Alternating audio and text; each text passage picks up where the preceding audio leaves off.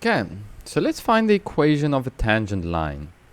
So how do we find the equation of a tangent line? Well, we need to be familiar with the following statement. The f of x is equal to the f. Some people use x, some people use a. I'm going to use a in this case. So f of a plus f prime of a, and we're going to multiply this with x minus 2.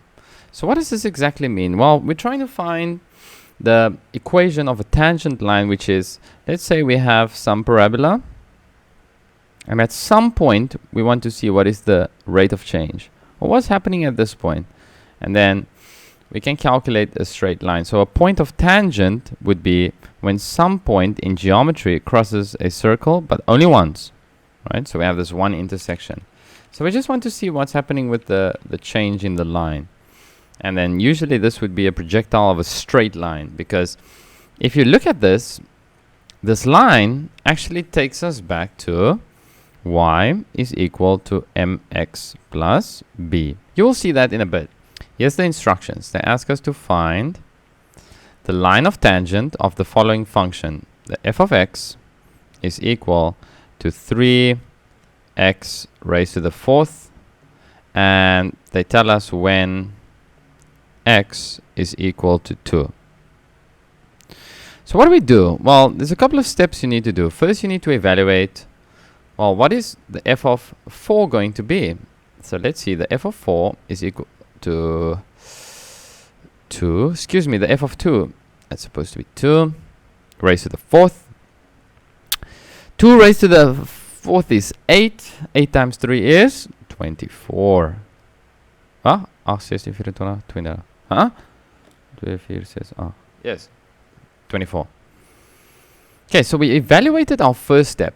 Now look how easy this is. Okay, so in this case, we have 24. Step 1's done. So what is step 2? Well, step 2 would be to find the derivative of the given function.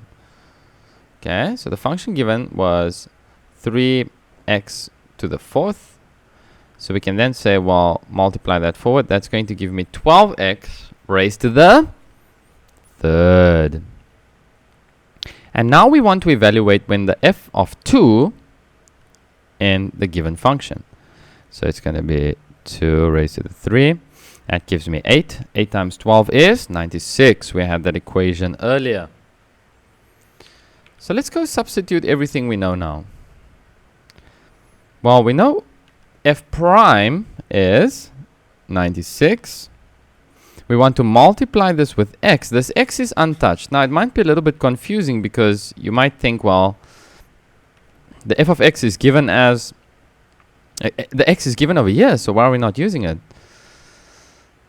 Well, this is where it becomes a little bit maybe confusing, but we're actually given the a and not the x. It depends on what your teacher decides to give you it as. Some teachers use this, the others use a is given to, so the f of a is equal to 3a to the 4th.